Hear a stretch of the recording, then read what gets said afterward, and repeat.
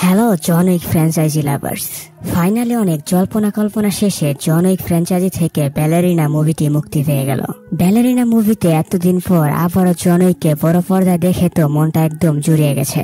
এই মুভিতে এমন কিছু হয়েছে যার কারণে ব্যালেরিনাকে মারার জন্য জন উইককে পাঠানো হয়েছে। কি এমন হয়েছিল যার কারণে একজন মেয়েকে মারতে বাবা ইয়াগাকে পাঠানো হয়েছে, এটা জানতে চাইলে ভিডিওটি শেষ পর্যন্ত দেখতে হবে।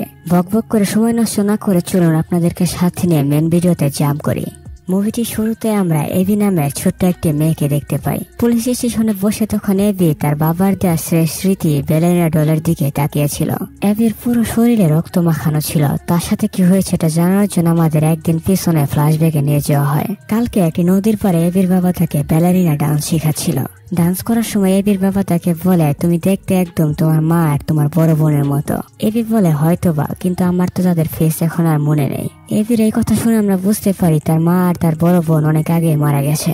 বাড়ি ফেরার পর সেদিন রাতে এভি যখন খেলছিল তখন এভির বাবা পাইন দেখতে পায় সমুদ্র থেকে কিছু অ্যাসাসিন তাকে মারার জন্য তার বাড়ির দিকে এগিয়ে আসছে। এটা দেখার পর পাইন তারা ভিতরে আসা পর্যন্ত অপেক্ষা করতে থাকে। তারা যখন ভিতরে আসে তখন আমরা বুঝতে পারি পাইন আসলে কোনো সাধারণ মানুষ না, কারণ সে একাই তাদেরকে জন উইক স্টাইলে মারতে শুরু করে। কয়েকজনের চ্যাপ্টার ক্লোজ করার পর পাইন এভির কাছে আসে। সে এভিকে বলে প্রয়োজন পড়লে কাউকে মারতে দ্বিধাবোধ করবে না। এই কথা বলে পাইন এভিকে নিয়ে একটি জায়গায় লুকিয়ে পড়ে। তাকে খুঁজতে খুঁজতে যখন সেই অ্যাসাসিন গুলো সেখানে আসে তখন পাইন তাদেরকে এমন বাঁচায় মারতে শুরু করে যেটা দেখার পর যে কোনো সাধারণ মানুষই ভয় পেয়ে যাবে। মারামারির এক পর্যায়ে সেখান থেকে একজন লোক চাইনিজ কুড়াল দিয়ে পাইনের শরীরে একটি কূপ বসিয়ে দেয়, কিন্তু আহত অবস্থাতেও পাইন থেমে থাকে না। সে তাদেরকে মারতে শুরু করে। সে একাই 10 থেকে 12 জনকে মেরে ফেলার পর পাইন ধীরে ধীরে ক্লান্ত হতে শুরু করে। আর এই সুযোগটি কাজে লাগিয়ে সেই কিলাররা পাইনকে ধরে ফেলে। তারা যখন পাইনকে গান পয়েন্ট এনে রেখেছিল ঠিক তখনই সেখানে কাউন্সিলর নামের একজন মাফিয়া আসে। সেখানে আসার পর কাউন্সিলর পাইনকে বলে, তোমার কারণে আমি তোমার ওয়াইফ আর তোমার বড় মেয়েকে মেরে ফেলেছি, কেননা তোমার ওয়াইফ একসময় আমার গ্যাং এর one of the best hitman ছিল। সে তোমার প্রেমে পড়ে তোমাকে বিয়ে করার পর সবকিছুই চেঞ্জ হয়ে যায়। তোমাদের সন্তান হওয়ার পর সে আমাকে বলে সে নাকি আমার সাথে আর কাজ করবে না। বললে কি পাওয়া যায়, অন্ধকার জগৎ থেকে বের হয়ে যাওয়া কি এতটাই সহজ? আমি বারণ করা সত্ত্বেও সে আমার গ্যাংটিকে ছেড়ে দিয়েছিল। এই জন্য আমি তোমার ওয়াইফ আর তোমার বড় মেয়েকে মেরে ফেলেছি, আর এখন আমি তোমার ছোট মেয়েকেও মারতে আসছি। কিন্তু তুমি চাইলে তোমার ছোট মেয়েকে বাঁচাতে পারো। যদি তুমি এই বন্দুক দিয়ে নিজেকে নিজে মেরে ফেলো তাহলে আমি কথা দিলাম আমি তোমার ছোট মেয়েকে ছেড়ে দেব।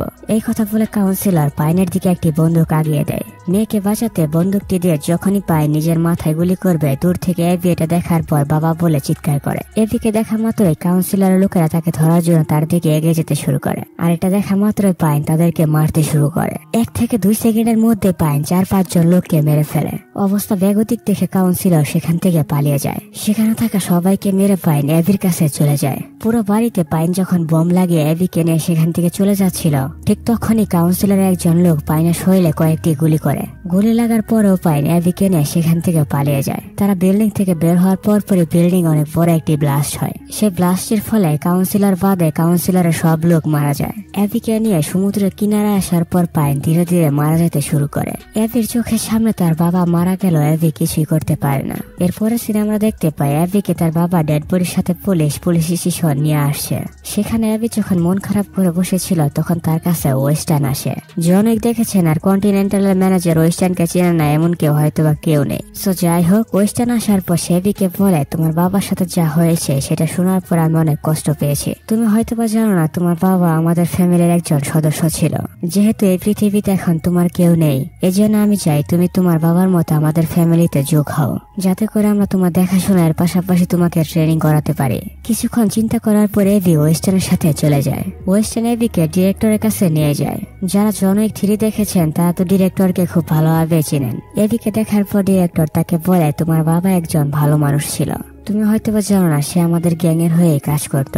তোমার মনের মধ্যে দিয়ে এখন কি যাচ্ছে আমি সেটা খুব ভালোভাবে বুঝতে পারছি।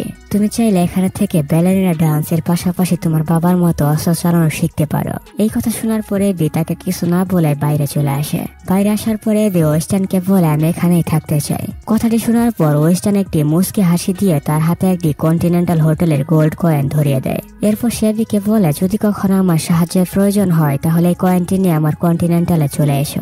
এই কথা বলে ওয়েস্টার্ন সেখান থেকে চলে যাওয়ার পর ডিরেক্টরের ম্যানেজার এভিকে বলে, তোমার বাবা অনেক ভালো একজন ফাইটার ছিল। এই কথা শুনে এবি তাকে বলে, আমার বাবা কি জন উইকের মতো ফাইটার ছিল? ম্যানেজার তাকে জানায়, হ্যাঁ, ধরতে গেলে প্রায় জন উইকের মতোই ছিল, কিন্তু এই কয়েনটির যেমন দুইটি সাইড আছে, তোমার বাবা আর জন উইকের মধ্যেও একটি পার্থক্য ছিল।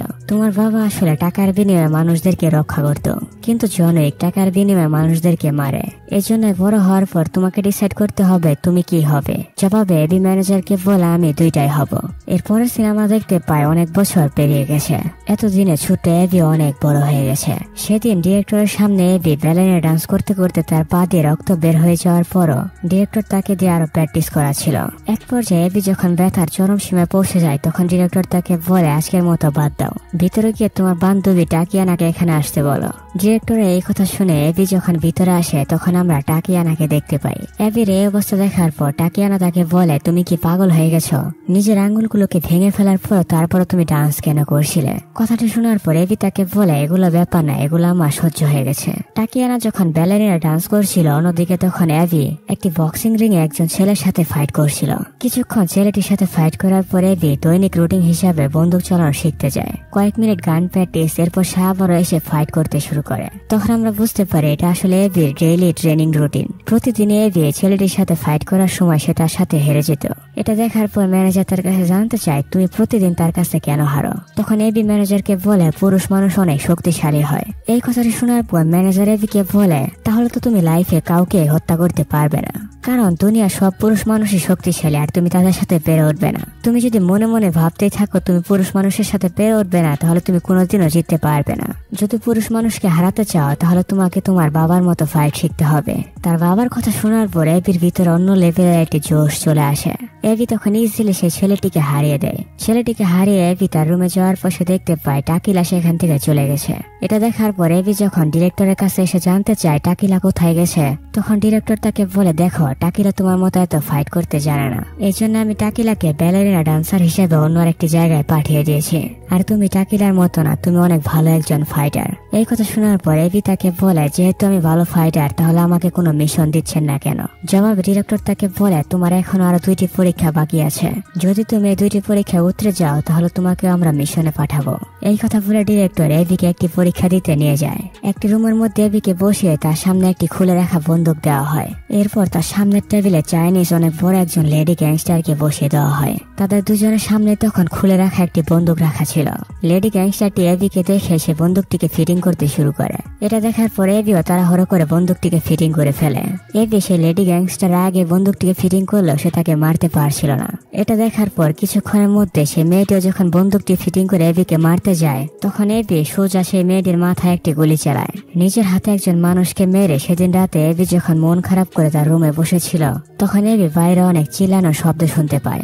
জানলা দিয়ে বাইরে তাকানোর পর এবি দেখতে পায় বাইরে ডিরেক্টরের সাথে দেখা করতে জন উইক আসছে। এই সময়টা আসলে জন উইক 3-তে জন উইক যখন ডিরেক্টরের সাথে দেখা করতে আসে তখনকার সময়। তার মানে ব্যালেরিনা মুভিটিকে আসলে জন উইক 3 আর জন উইক 4 এর মাঝখানে টাইমলাইনে প্লেস করা হয়েছে। সো যাই হোক, এবি লুকিয়ে লুকিয়ে দেখতে পায় জন উইকের পিঠে একটি ট্যাটু আঁকে দেওয়া হয়েছে। কাজ শেষ করে সেখান থেকে জন উইক যখন চলে যাচ্ছিল, তখন এবি তার সামনে চলে আসে। এবি জন উইককে বলে, তুমি তাহলে বাবা ইয়াগা, তুমি হয়তোবা জানো না আমার স্বপ্ন তোমার মতো একজন কিলার হওয়া। এই কথা শোনার পর জন উইক তাকে বলে, দেখো, এখনো সময় আছে, তুমি এই রাস্তা থেকে চলে যাও।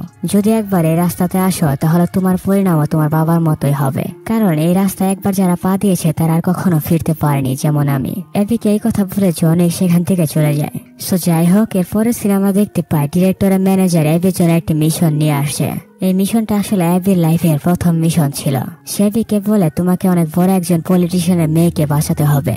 এই পলিটিশিয়ান গোপন সূত্রের মাধ্যমে জানতে পেরেছে আজকে রাতে তার মেয়েকে তারই প্রতিদ্বন্দ্বীরা মেরে ফেলার চেষ্টা করবে। এই জন্য আমি চাই তুমি সেখানে থাকতে সে মেয়েটি শরীরে যেন একটি ফুলের টোকাও না পড়ে। যদি আজকে রাতে তুমি মেয়েটিকে বাঁচাতে পারো তাহলে তুমি সত্যিকার একজন অ্যাসাসিন হয়ে উঠবে। এই কথা বলে ম্যানেজার এবিকে সে মেয়েটির কাছে পাঠিয়ে দেয়। ম্যানেজারের দেয়া ঠিকানা মতো এবি সে বারে গিয়ে সে মেয়েটিকে দেখতে পায়। দূর থেকে এবি মেয়েটির উপর নজর রাখছিল। তখন এবি দেখতে পায় কিছু চাইনিজ গ্যাংস্টার মেয়েটিকে মারার জন্য তার দিকে এগিয়ে যাচ্ছে। এটা দেখার পর এবি সেখানে চলে যায়। আর এরপরে আমরা দেখতে পাই এবি আসলে কি জিনিস। একা এবি একসাথে 5 জনের সাথে ফাইট করছিল। প্রথমে এবি কিছুটা মার খেলেও তারপরে সে ঘুরে দাঁড়ায়। সে একে একে চাইনিজ মাফিয়াগুলোকে মেরে তাদের হাড়গোড় ভেঙে দিতে থাকে। দেখতে দেখতে মাত্র কয়েক মিনিটের মধ্যে এবি তাদেরকে মেরে সেই মেয়েটিকে সেখান থেকে উদ্ধার করে নিয়ে আসে। তার আজকের কাজটি দেখার পর ডিরেক্টর বুঝে যায় এবি এখন একদম তৈরি হয়ে গেছে। এই জন্য তারা এবির পিঠে তার বাবার মতো অ্যাসাসিনের ট্যাটু আঁকিয়ে দেয়। এরপরে সিনেমা দেখতে পায় 2 মাস পেরিয়ে গেছে। সেদিন এবি আহত অবস্থায় একটি আয়নার সামনে দাঁড়িয়েছিল।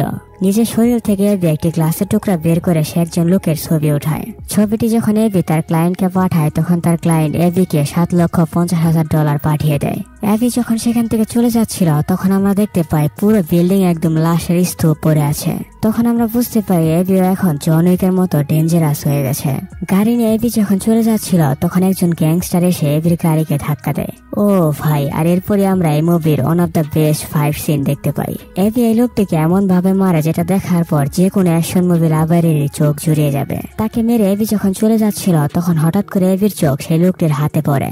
সেই লোকটির হাতে একটি ট্যাটু দেখার পর এবির মনে পড়ে যায় তার বাবাকে মারতে যে লোকেরা এসেছিল তাদের হাতে ঠিক একই ট্যাটু ছিল। এটা বোঝার পরে এবি সেই লোকটির হাত কেটে সেখান থেকে সোজা ডিরেক্টরের কাছে চলে যায়। ট্যাটুটিকে দেখে সে যখন ডিরেক্টরের কাছে জানতে চায় ট্যাটুটি কোন গ্যাংয়ের, তখন ডিরেক্টর তাকে কিছুই বলে না।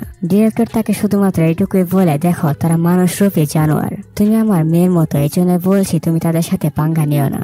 আমরা কখনো তাদের রাস্তায় বাধা দেই না, তারাও কখনো আমাদের রাস্তায় আসে না। আমি চাই যাতে করে তুমিও তোমার বাবার মতো মারা না যাও, এই জন্য আমি তাদের ব্যাপারে তোমাকে কিছুই বলতে পারবো না। ডিরেক্টর এবিকে কিছু না বলার কারণে এবি তো রেগে মেয়ে একদম ফায়ার। আর কোনো উপায় না থাকার কারণে এবি তখন সোজা কন্টিনেন্টাল হোটেলে চলে যায়। সেখানে যাওয়ার পর এবি চ্যারনকে বলে, আমি ম্যানেজার ওয়েস্টার্নের সাথে দেখা করতে চাই। কথাটি শোনার পর ম্যানেজার এবির কাছ থেকে তার সিক্রেট কোডটি জানতে চায়। এবি তাকে সিক্রেট কোড বলার পর ম্যানেজার তাকে ওয়েস্টার্নের কাছে নিয়ে যায়। এত বছর পর এবিকে দেখে ওয়েস্টার্ন তো অনেক খুশি।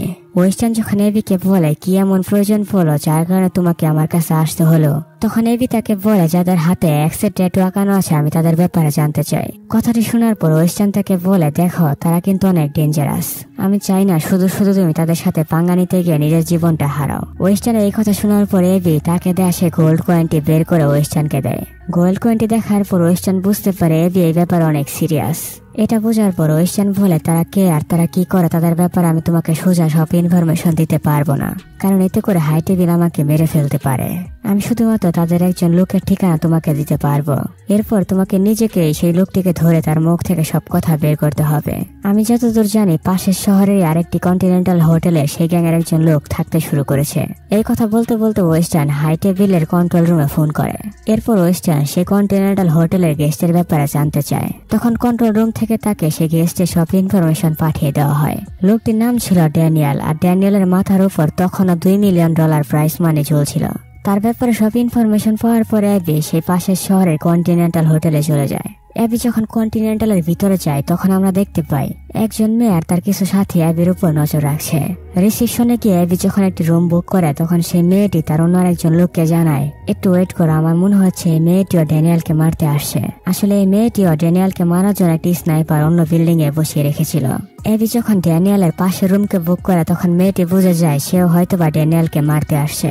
কিছুক্ষণের মধ্যে আসলে মেয়েটির ধারণা ঠিক হয়, কারণ মেয়েটির স্নাইপার দেখতে পায় এবি তার রুমের মধ্যে ঢুকে জানালা ভেঙে ধীরে ধীরে দেয়াল টপকে ড্যানিয়েলের রুমে ঢুকতে শুরু করেছে। এবি যখন ড্যানিয়েলের রুমে যায় তখন ড্যানিয়েলের ছোট মেয়ে এবিকে দেখে ফেলে। এবি যখন তাকে শান্ত করার চেষ্টা করছিল ঠিক তখনই পিছন থেকে ড্যানিয়েল এবিকে গান পয়েন্টে নিয়ে আসে। অন্যদিকে দূর থেকে সে মেয়েটির স্নাইপার যখন দেখতে পায় এবি ড্যানিয়েলকে মারছে না, এটা দেখার পর সে মেয়েটি কন্টিনেন্টালের কন্ট্রোল রুমে ফোন করে বলে, আমি চাই ড্যানিয়েলকে মারার প্রাইস মানি $4 মিলিয়ন করে দেওয়া হোক। ড্যানিয়েলকে মারতে পারলে যে $4 মিলিয়ন দেওয়া হবে। নিউজটি যখন চারপাশে ছড়িয়ে পড়ে তখন কন্টিনেন্টালের ভিতর থেকে কিছু মাফিয়ারা ড্যানিয়েলকে মারার জন্য তার রুমের দিকে চলে যায়। অন্যদিকে এবি যখন ড্যানিয়েলের কাছে এক্স ট্যাটুর ব্যাপারে জানতে চায় তখন ড্যানিয়েল তাকে বলে, দেখো একসময় আমি সে গ্যাংয়ের হয়ে কাজ করতাম, কিন্তু আমি আমার মেয়ের জন্য সবকিছু ছেড়ে দিয়েছি, আর তাই সে গ্যাংয়ের প্রধান কাউন্সিলর আমাকে মারার জন্য এখানে লোক পাঠিয়েছে। ড্যানিয়েল এই কথা বলার পরই সেখানে কিছু লোক চলে আসে। সে লোকগুলো যখন এবি আর ড্যানিয়েলকে মারার চেষ্টা করে তখন তারা দুইজনে মিলে তাদেরকে মারতে শুরু করে। তারা আসলে $4 মিলিয়ন জন্য ড্যানিয়েলকে মারতে এসেছিল। ড্যানিয়েল যখন তাদেরকে মারছিল তখন এবি ড্যানিয়েলের মেয়েকে সেখান থেকে নিয়ে বের হওয়ার চেষ্টা করছিল, কিন্তু সেই লোকগুলো সংখ্যা এতটাই বেশি ছিল যে তারা দুইজনে মিলেও তাদের সাথে পেরে উঠছিল না। ফাইট করতে করতে তারা যখন কন্টিনেন্টাল থেকে বের হয়ে নিচে আসে ঠিক তখনই লিনা এসে অ্যাবির মাথায় একটি বাড়ি দিয়ে তাকে সেন্সলেস করে ফেলে। অ্যাবিকে সেন্সলেস করে তারা ড্যানিয়েলের মেয়েকে সেখান থেকে নিয়ে চলে যায়। অন্যদিকে ড্যানিয়েল তখনও লিনার লোকেদের সাথে ফাইট করছিল। ঠিক তখনই সেখানে হোটেল কন্টিনেন্টালের সিকিউরিটি গার্ডরা চলে আসে। এরপর হোটেল কন্টিনেন্টালের সিকিউরিটিরা অ্যাবি, ড্যানিয়েল সহ সবাইকে ধরে ফেলে। অন্যদিকে লিনা কাউন্সিলরকে ফোন করে বলে, আমি ড্যানিয়েলকে মারতে না পারলেও তার মেয়েকে ধরে নিয়ে আসছি। কাউন্সিলর যখন লিনার কাছে জানতে চায় ড্যানিয়েলের সাথে যে মেয়েটি ছিল সেই মেয়েটি কোথায়, তখন লিনা তাকে বলে সেই মেয়েটিকে কন্টিনেন্টালের সিকিউরিটি গার্ডরা ধরে নিয়ে গেছে। এরপরে সিনেমা দেখতে পাই অ্যাবি সহ যারা যারা কন্টিনেন্টালের ভিতরে ড্যানিয়েলকে মারার চেষ্টা করেছে সবাইকে লাইনে দাঁড় করানো হয়েছে। সবাইকে যে মেরে ফেলবে এটা বোঝার পর অ্যাবি তাদেরকে বলে, দেখুন আমি ড্যানিয়েলকে মারার চেষ্টা করিনি, আমি তাকে বাঁচানোর চেষ্টা করেছি। এই কথা শোনার পর শুধুমাত্র অ্যাবিকে বাদে সেই কন্টিনেন্টালের ম্যানেজার সবাইকে গুলি করে মেরে ফেলে। সবাইকে মারার পর সে অ্যাবিকে বলে, তুমি ড্যানিয়েলকে না মারলেও তুমি কন্টিনেন্টালের মধ্যে ফাইট করেছ, এই জন্য কন্টিনেন্টাল হোটেল থেকে তোমাকে সারা জীবনের জন্য ব্যান করে দেওয়া হলো। এরপরে সিনে আমরা দেখতে পাই কন্টিনেন্টাল থেকে বের হওয়ার পর অ্যাবি ফ্র্যাঙ্ক নামের তার পুরনো একজন বন্ধুর কাছে যায়। অ্যাবি যখন ফ্র্যাঙ্ককে তার মোবাইল থেকে সে ট্যাটুর ছবি বের করে দেখায়, তখন ফ্র্যাঙ্ক তাকে বলে, তাদের ব্যাপারে আমি তোমাকে কিছুই বলতে পারবো না, কারণ তারা জানতে পারলে আমাকে মেরে ফেলবে। কথাটি শোনার পর অ্যাবি তাকে বলে, আচ্ছা ঠিক আছে, বলা লাগবে না, কিন্তু আমাকে কিছু অস্ত্র দাও। কথাটি শুনে ফ্র্যাঙ্ক অ্যাবিকে একদম অস্ত্রের গোডাউনে নিয়ে যায়। অ্যাবি যখন নিজের জন্য অস্ত্র চুজ করছিল ঠিক তখনই সারপ্রাইজিংলি সেখানে কাউন্সিলরের লোক চলে আসে। আসা মাত্রই তারা অ্যাবি আর ফ্র্যাঙ্ককে মারার জন্য তাদের পিছনে একদম উঠে পড়ে লাগে। কিছুক্ষণ দুর্দান্ত ফাইট চলার পর ফাইনালি অ্যাবি আর ফ্র্যাঙ্ক মিলে তাদেরকে মেরে ফেলে। এই মারামারিতে ফ্র্যাঙ্কের অস্ত্রের দোকানের 13টা বেজে যায়। এই জন্য ফ্র্যাঙ্ক রেগে মেগে অ্যাবিকে বলে, আমি বলেছিলাম তোমাকে তাদের ব্যাপারে কিছুই বলবো না, কিন্তু হারামিদের জন্য আমার পুরো ব্যবসায় শেষ হয়ে গেছে। এই জন্য তারা কোথায় থাকে, তারা কি করে, আমি তোমাকে সব বলে দিচ্ছি। কাউন্সিলর আসলে তার গ্যাংকে ডেনমার্কের একটি শহর থেকে পরিচালনা করে। ডেনমার্কের এই শহরে কাউন্সিলরের কথা ছাড়া একটি পাখিও ঢুকতে পারে না। কাউন্সিলরের লোকেশনটি পাওয়ার পরে অ্যাবি কয়েক ব্যাগ অস্ত্র নিয়ে সেই শহরে যাওয়ার উদ্দেশ্যে বেরিয়ে পড়ে। সারা রাত ড্রাইভ করার পর পরের দিন সকালে অ্যাবি যখন সেই শহরের কাছাকাছি পৌঁছে যায়, তখন একটি ওয়াচ টাওয়ার থেকে কাউন্সিলরের লোক অ্যাবিকে দেখে ফেলে। ধীরে ধীরে অ্যাবি যখন সেই শহরের দিকে ঢুকছিল ঠিক তখনই তাকে ডিরেক্টর ফোন করে। ফোন করার পর ডিরেক্টর তাকে বলে, আমি তোমাকে বারণ করেছিলাম কাউন্সিলরের গ্যাংয়ের পিছনে লাগতে, তুমি আমার কথা না শুনে অনেক বড় একটি ভুল করে ফেলেছ। আজকের পর থেকে তোমার সাথে আমাদের কোনো সম্পর্ক নেই। এই কথা বলে ডিরেক্টর ফোন রেখে দেওয়ার পর অ্যাবি গাড়ি থেকে নামে। গাড়ি থেকে নামার পর অ্যাবি যখন পাশের একটি কফি শপে ঢুকে তখন সে দেখতে পায় সে কফি শপে ঢোকার সাথে সাথে সেখানে থাকা সব লোক বাইরে চলে গেছে। তার কিছুক্ষণের মধ্যেই কাউন্সিলর লোকেরা সম্পূর্ণ কফি শপটিকে ঘিরে ফেলেছে। তারা যখন অ্যাবিকে মারতে আসে তখন এখানে দুর্দান্ত একটি ফাইট শুরু হয়ে যায়। অ্যাবি হাতের কাছে যা পাচ্ছিল তা দিয়ে তাদেরকে মারছিল। এক পর্যায়ে সে কফি শপের শেফেরাও তার উপর আক্রমণ করে বসে, কিন্তু হাইলি ট্রেন অ্যাবিকে মারা কেরা এতই সহজ। সে সবাইকে মেরে সেখান থেকে বের হয়ে যায়। ওয়াচ টাওয়ারের দায়িত্বে থাকা সেই লোকটি যখন দেখে অ্যাবি তাদের সব লোককে মেরে ফেলেছে, তখন সে ওয়াকিটকির মাধ্যমে কাউন্সিলরকে বলে আরো লোক পাঠাতে। এই কথাটি শোনার পর কাউন্সিলর সম্পূর্ণ শহরে রেড অ্যালার্ট জারি করে দেয়। সে সবাইকে জানিয়ে দেয় বাইরে থেকে একটি মেয়ে আমাদের শহরে ঢুকে পড়েছে, তাকে দেখা মাত্রই যেন শহরের সবাই মেরে ফেলে। মাইকে এই অ্যানাউন্সমেন্ট শোনার পর শত শত লোক অ্যাবিকে মারার জন্য তার পিছনে। অ্যাবি আসলে কারো চেয়ে কম ছিল না, সেও তাদেরকে ধীরে ধীরে মারতে মারতে কাউন্সিলরের বাড়ির দিকে এগোতে শুরু করে। কোনোভাবে কাউন্সিলর লোকেরা অ্যাবিকে থামাতে পারছিল না। মারামারি এক পর্যায়ে সামহাও লিনা অ্যাবিকে ধরে ফেলে। অ্যাবিকে ধরে নিয়ে এসে লিনা যখন কাউন্সিলর কাছে আসে তখন সে দেখতে পায় কাউন্সিলর আসলে ড্যানিয়েলের মেয়ের সাথে কথা বলছে। জ্ঞান ফেরার পর কাউন্সিলর অ্যাবিকে বলে, আমি তোমার কি এমন ক্ষতি করেছি যার জন্য তুমি আমার পিছনে উঠে পড়ে লেগেছ? জবাবে অ্যাবি তাকে বলে, তুমি আমার বাবাকে মেরে ফেলেছ। মনে করে দেখো, তোমার গ্যাং থেকে পাইন নামের একজন লোক পালিয়ে যাওয়ার কারণে আজ থেকে 12 বছর আগে তুমি তাকে মেরে ফেলেছিলে। আমি হলাম পাইনের সে ছোট্ট মেয়ে। এই কথা শোনার পর কাউন্সিলর একদম চমকে যায়। সে বলে, তার মানে লিনা তোমার বড় বোন? কারণ আমি কাউন্সিলরকে মিথ্যা কথা বলেছিলাম। আমি বলেছিলাম আমি তার ওয়াইফের সাথে তার বড় মেয়েকেও মেরে ফেলেছি, কিন্তু লিনাকে আমি না মেরে আমার কাছে রেখে দিয়েছিলাম। যাই হোক, তুমি হয়তো বা জানো আমার কাছে আইন সবার জন্যই সমান। তোমার বাবা গ্যাং থেকে চলে যাওয়ার কারণে আমি তাকে মেরে ফেলেছি। তুমি যে ড্যানিয়েল নামের লোকের সাথে দেখা করেছিলে তুমি হয়তো বা জানো না সে সম্পর্কে আমার ছেলে। সে আসলে তার মেয়ের জন্য এই গ্যাং থেকে পালিয়ে যাওয়ার চেষ্টা করেছিল, আর এই জন্য সে আমার ছেলে হওয়া সত্ত্বেও তাকে মারতে আমি লোক পাঠিয়েছিলাম। তাকে এইসব কথা বলে বাইরে এসে কাউন্সিলর যখন লিনাকে বলে অ্যাবি আসলে তোমার ছোট বোন, এই কথাটি শোনার পর প্রথমে লিনা বিশ্বাস করতে চায় না। কথাটিকে নিয়ে কাউন্সিলর আর লিনা যখন তর্ক বিতর্ক করছিল ঠিক তখনই তারা ভিতরে গুলি শব্দ শুনতে পায়। কাউন্সিলর পিছে তাকানোর পর দেখতে পায় অ্যাবি সেখান থেকে পালিয়ে যাচ্ছে। এটা দেখার পর লিনা অ্যাবিকে ধরার জন্য তাকে ধাওয়া করতে থাকে, আর এরপরে আমরা দুই বোনের মধ্যে দুর্দান্ত একটি ফাইট দেখতে পাই। কিছুক্ষণ ফাইট করার পর এক পর্যায়ে অ্যাবি লিনাকে গান পয়েন্টে নিয়ে আসে। এটা দেখার পর লিনা অ্যাবিকে বলে, কাউন্সিলর বলল তুমি নাকি আমার ছোট বোন। কথাটিকে শুনে এভি বন্দুকটিকে নিচে নামায়। এরপর এভি লিনাকে বলে, বাবা আমাকে বলেছিল আমার মার সাথে তোমাকেও কাউন্সিলর মেরে ফেলেছে, কিন্তু কাউন্সিলর তোমাকে না মেরে তার কাছে রেখে দিয়েছিল। তার মা আর বাবাকে যে কাউন্সিলর মেরে ফেলেছে এটা শোনার পর তো লিনা একদম রাগে ফুঁসতে থাকে। যখনই তারা দুই বোন মিলে ঠিক করে তারা কাউন্সিলরকে মেরে ফেলবে, ঠিক তখনই কাউন্সিলর লোকেরা সে রুমের মধ্যে একটি গ্রেনেড ছুড়ে। এভি কোনোভাবে গ্রেনেড থেকে বেঁচে গেল। লিনা অনেক বাজেভাবে আহত হয়। তার বাবার মতোই তার বড় বোনও তার চোখের সামনেই মারা যায়। সব আপন জনকে হারিয়ে এভি তো তখন একদম সাইকো হয়ে যায়। সে বড় বড় দুইটি নিনজা তরোয়াল দিয়ে সবাইকে একদম কচুর মতো করে কাটতে শুরু করে।